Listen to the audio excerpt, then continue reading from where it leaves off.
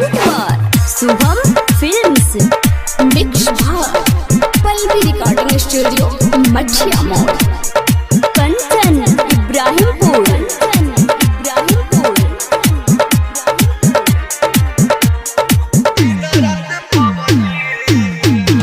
तोहके भूले खातिर लबदी रे खेली दिन रात पबजी रे।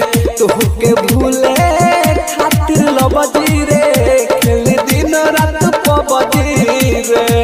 ओखिया जागता निक न लागता, ओखिया जागता निक न लागता, अरे खाना रोटी सब्जी रे। तोहके भूले खातिर लबदी रे खेली दिन रात पबजी रे। तोहके भूले खातिर लबदी रे रोज खेलतानी पबजी रे। अब कबला के छोड़बे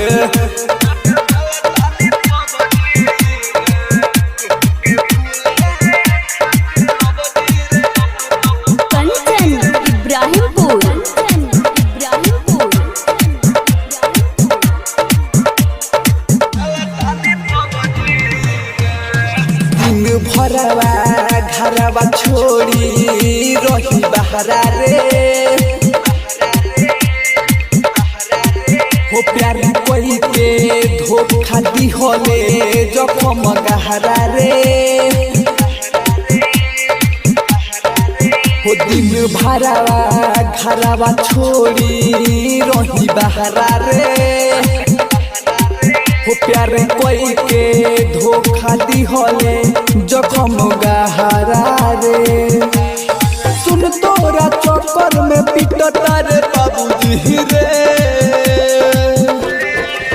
तोहके भूले खातिर लबदी रे खेल दिन रात पबजी रे।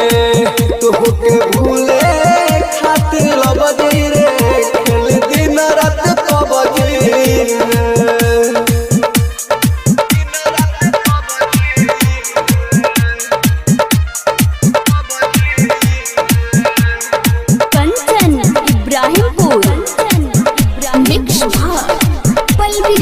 स्टूडियो मठिया मोड़, प्रेजेंट बाय शुभम फिल्म्स। देह तो खुश सुननी बारे परमोद के संगवा रे। होवा के देखू रोज पीले बिसकिया रमावा रे। होते तो खुश सुननी बारे परमोद के संगवा रे। होवा के देखू रोज पीले बिसकिया रमावा रे। कहे अमर जितना ही माफ करी है रबजी रे। तोहके भूले खातिर लबदी रे खेली दिन रात पबजी रे। तोहके भूले खातिर लबदी रे रोज खेलतानी पबजी रे।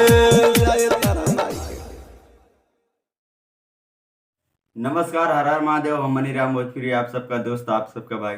तो दोस्तों, अगर वीडियो अच्छा लगा हो तो एक लाइक करें, कमेंट करें। हमारे चैनल को सब्सक्राइब नहीं किया तो इसी तरह वीडियो देखने के लिए हमारे चैनल को सब्सक्राइब करें और बेल आइकन पर भी क्लिक कर दें ताकि जब भी मैं नया नया वीडियो डालूं तो आप सबको सबसे पहले मिल जाए। मिलते हैं अगले वीडियो में। नमस्कार।